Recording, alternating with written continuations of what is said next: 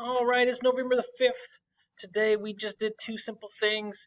We did the warm up, which is really easy. Like to see your answers on that one.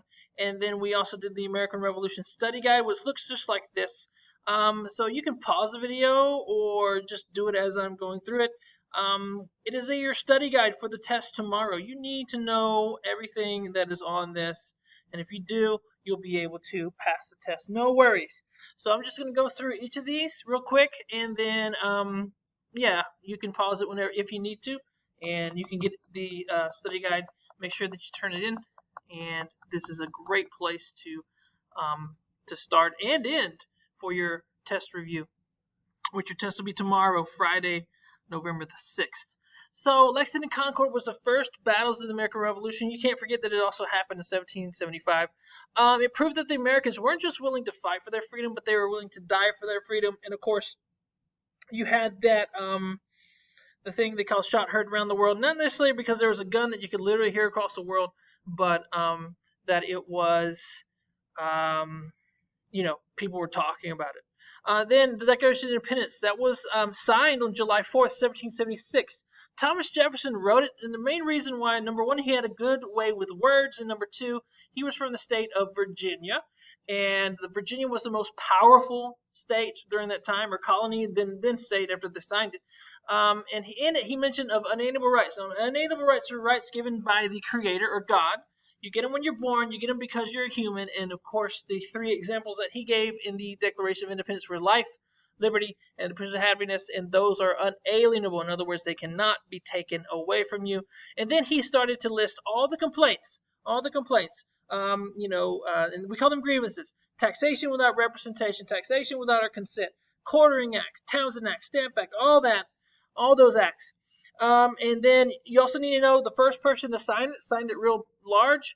His name was John Hancock, and he was the president of the Second Continental Congress, the meeting that ratified or signed or whatever you want to say the Declaration of Independence. Then Saratoga happened in 1777. It was a turning point.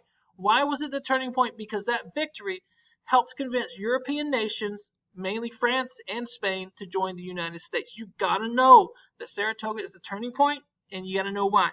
Why is Saratoga the turning point? Because it convinced France and Spain, European nations, to join.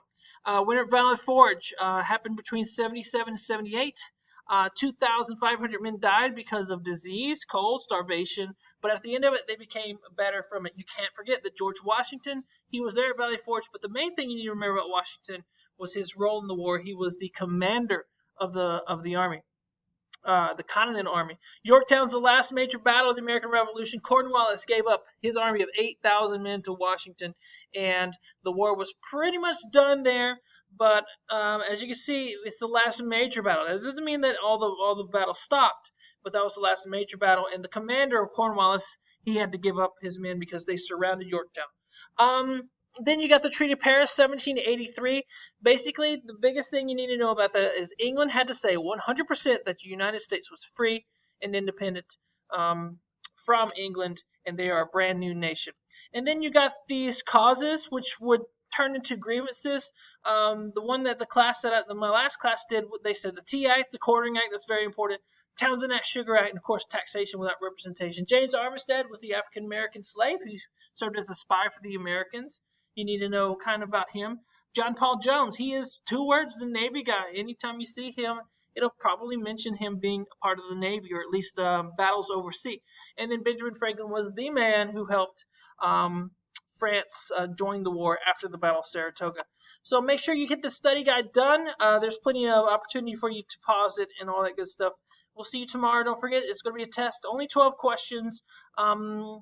And if you've been paying attention and been doing the work, it should be no problem. So we'll see you tomorrow, and I hope you have a great rest of the day. Bye.